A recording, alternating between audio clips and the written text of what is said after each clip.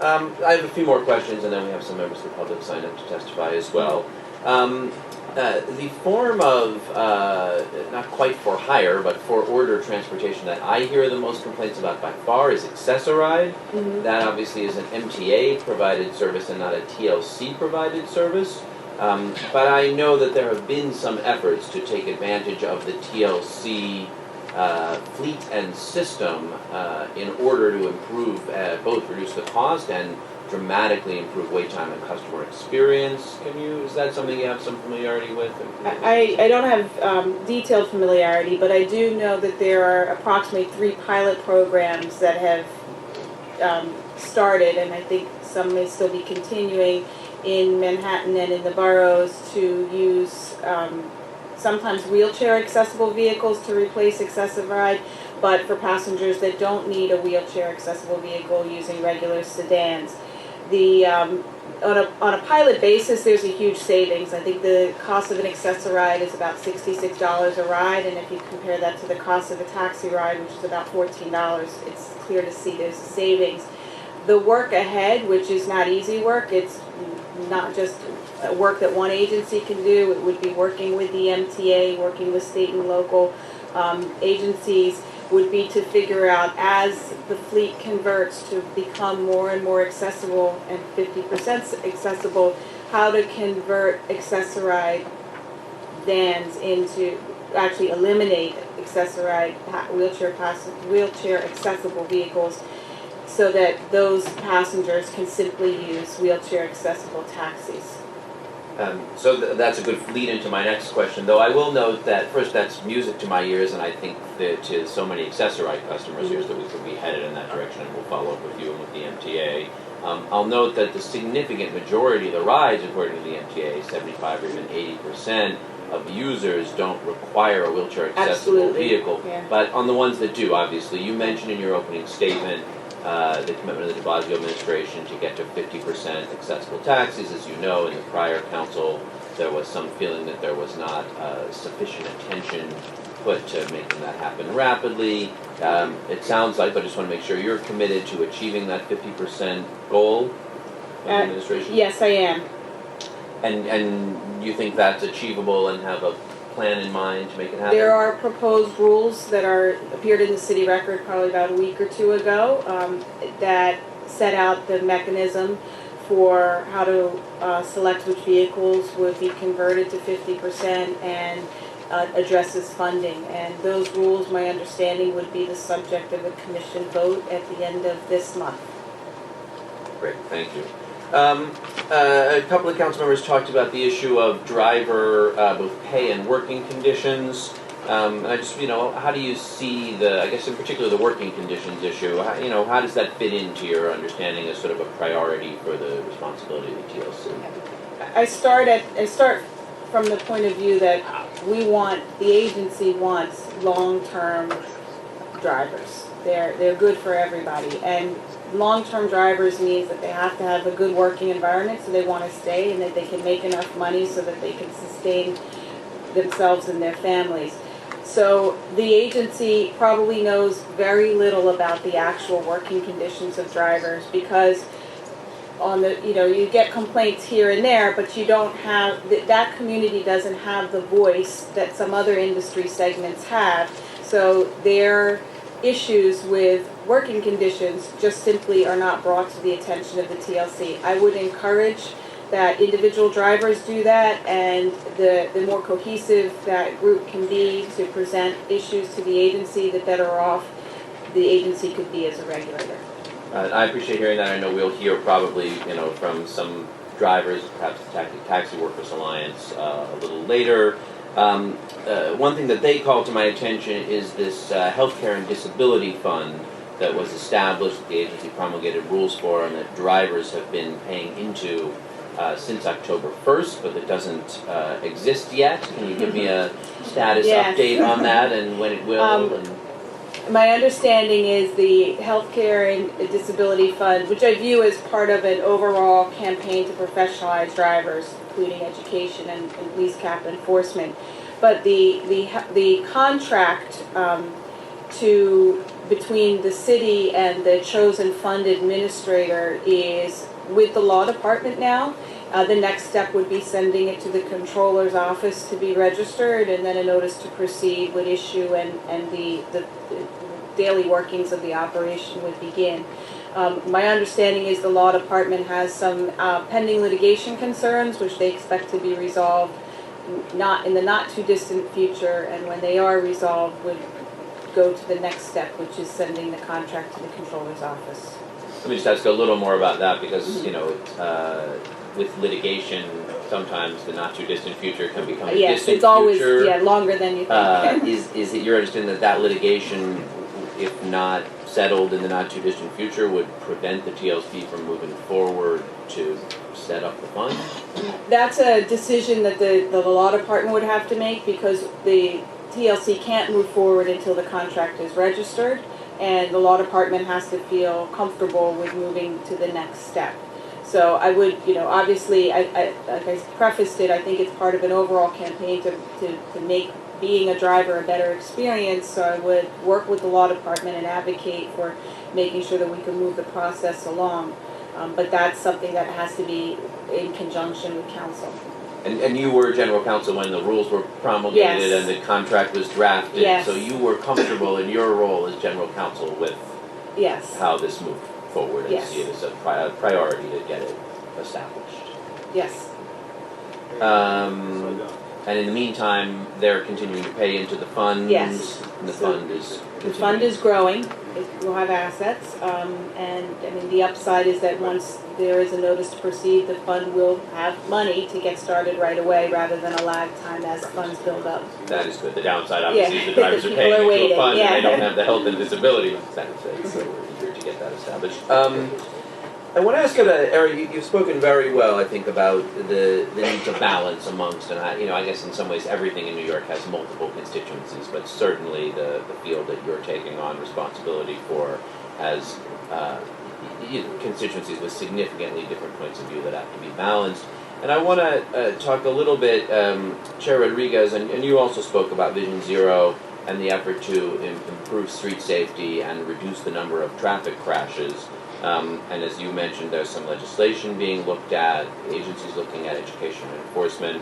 Obviously, there's the flip side of due process for drivers. We don't want, in the desire to move to street safety, to unfairly penalize people. So I want to just ask, I guess, I'll ask a question or two on both sides of that. I mean, I guess the first part on the increased street safety side is, as you've learned about Vision Zero, seen some of the aspects, are there steps that you imagine the TLC taking in some concrete ways to be a part of reducing crashes and pedestrian injuries and fatalities? Yes, I think the education component is huge. If you give drivers the tools of how to be a safer driver and you impress upon them the consequences, which, I mean, sometimes it has to be a very stark demonstration of the consequences of unsafe driving, you go a long way to improving traffic safety.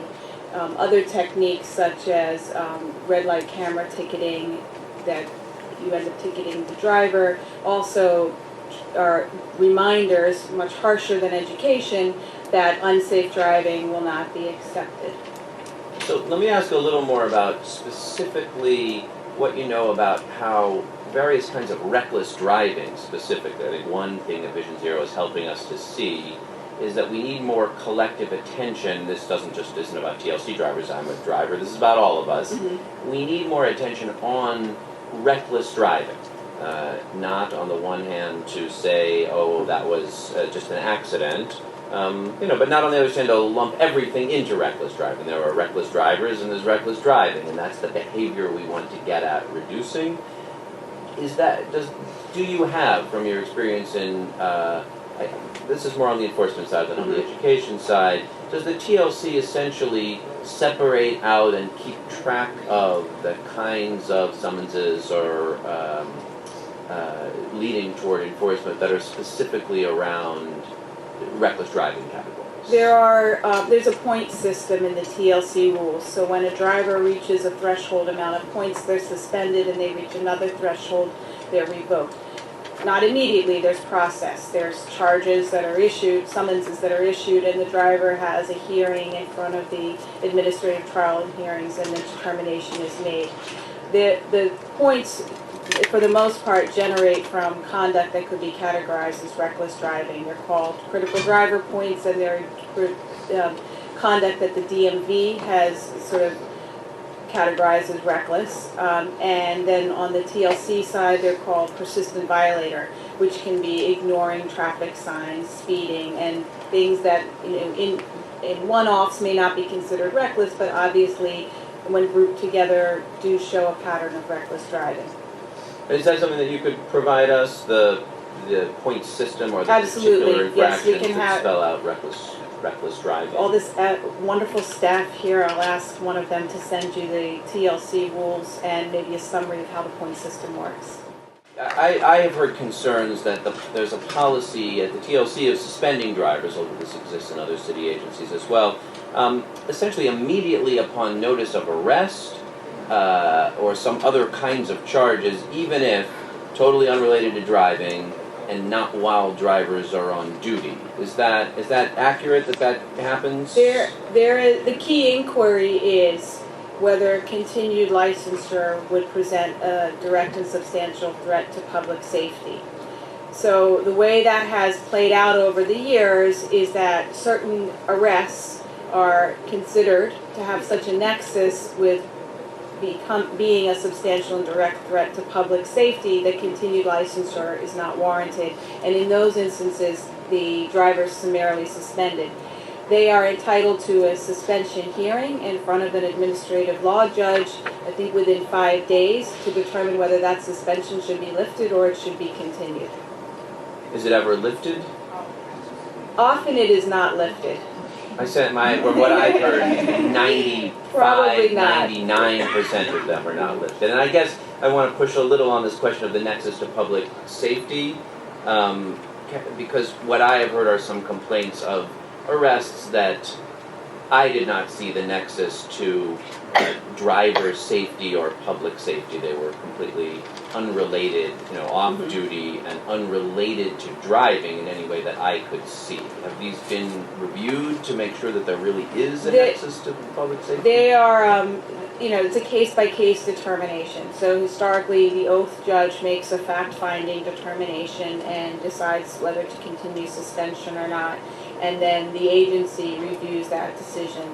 And each time, each case should be looked at individually, and that balancing test needs to be done to see if the nexus exists. But aren't these in cases where someone's been charged, but not yet, there hasn't even been a fact-finding on the probable cause has side. been established to underlying the arrest. A charge has been brought. Right. We know that much, whether probable cause has been established or not established. Mm-hmm. An arrest has been made. Exactly. The officer felt some reason to make an arrest. But in most, at least also my understanding in most of those cases, that 80 or 90% of the charges are eventually dismissed. If the charges are dismissed, the suspension is lifted. And the agency is very proactive about contacting the DAs and checking in so that as soon as if the charges get dismissed, the driver can begin driving again. So my experience here comes from a DOE situation, which was like this, and there was a quite extraordinary little film made where a teacher, not on the time of teaching, smoking a cigarette, threw it down a sewer. An officer issued a summons for marijuana possession, which was never established, and that teacher was suspended, and the adjudication of that case took 14 months.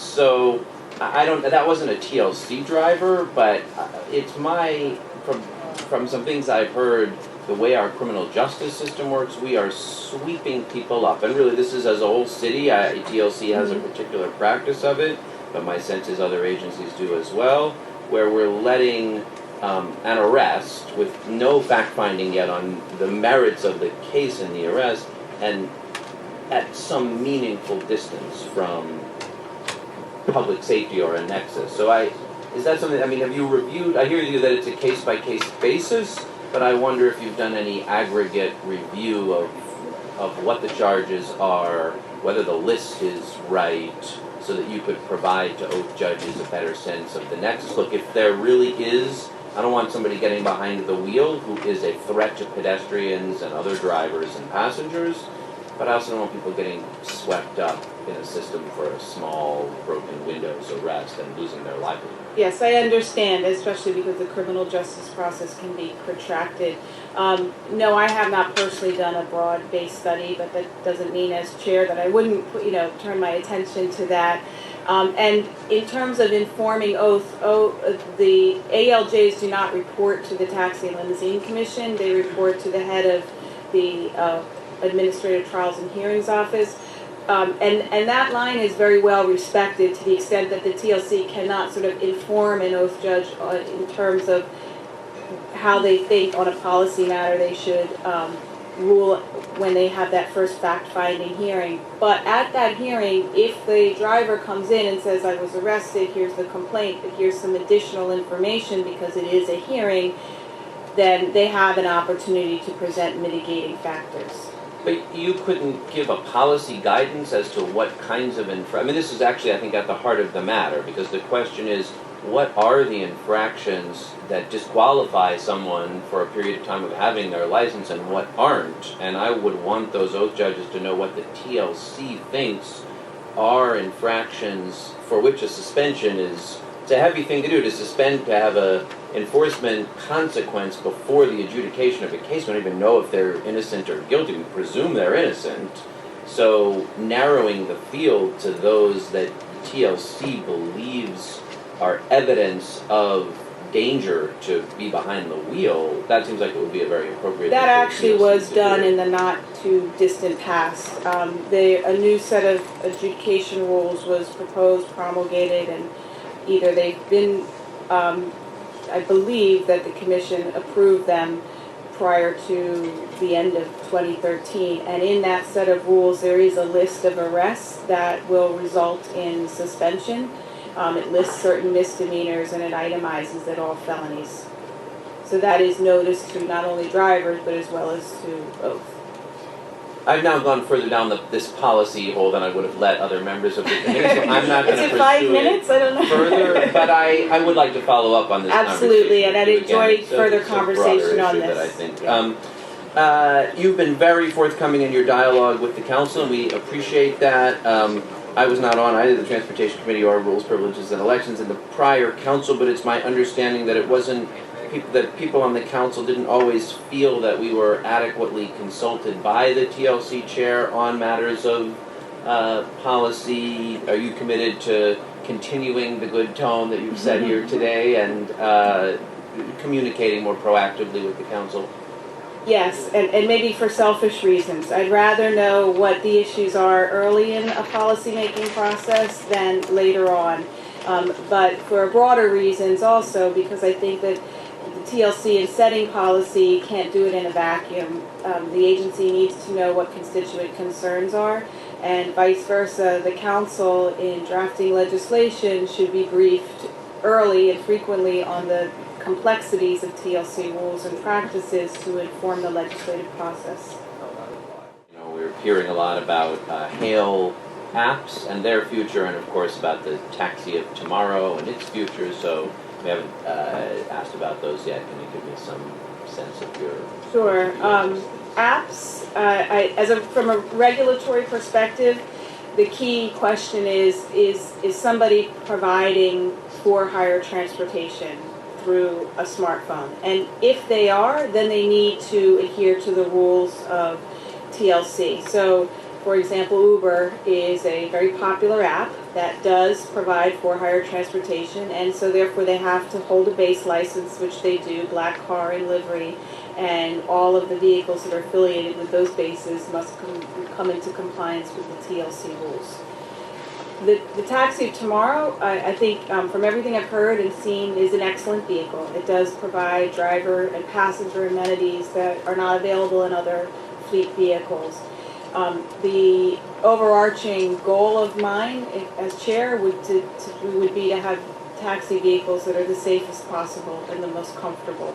The Taxi Tomorrow program is one way to get there. I don't think it's the only way to get there. So as chair, I would evaluate the Taxi Tomorrow program as well as alternatives in order of reaching the goal of getting the safest, most comfortable vehicle. thank you. Any final questions? There's one rule that I know that we are going to be having conversation. We just started having conversation, which is about the one that required a libre basis to have a parking garage. And we are committed to change, to work with you and see how we can have conversation. We believe that in today's world, that law doesn't make sense. How do you feel about it? It was an initiative that I don't object to. The prior administration to propose legislation to eliminate the off-street parking requirement for bases. So I look forward to continuing that conversation with you. Right. And the other thing is that, first of all, felicito a los choferes que están aquí. Aquí hay una cantidad de choferes que representando de ellos presentes. So I would like to say thank you for the libre drivers who are here today and representative of the industry of the world. So I think that they are part of this conversation. One experience that happened in the past, and of course, I know that the tone of the city is established by the leader, and the main leader of the city is the mayor. And the mayor is committed to build a city where every New Yorker has the opportunity to succeed, when we need to get revenue, if I as a driver cross a red line, I should get a ticket. If I block the box, I should get a ticket. But from there to have a special team and from giving like 10 and 15 tickets to a libre drivers when probably he or she only could get just 1 or 2 tickets, I think that this is something that we hope that with the new administration, we are more cooperative in a way of addressing certain bad experience that we had when it was like looking at our drivers as a source of revenue. I think that we can get revenue. I think that especially the taxi and limousine industry is an industry that makes important contribution. But we hope that we can have a conversation with all sectors of this industry so that we can bring some changes, going aligned with the new tone that our new mayor has established in our city. So I also hope that, in the future, if you become our TLC Chairperson, so that we can talk about how to change the way on how, in the past, TLC was too aggressive, giving too many tickets. Sometimes they were needed, but other it was abuse. And I think balance is important, so I look forward to those conversations. Thank you.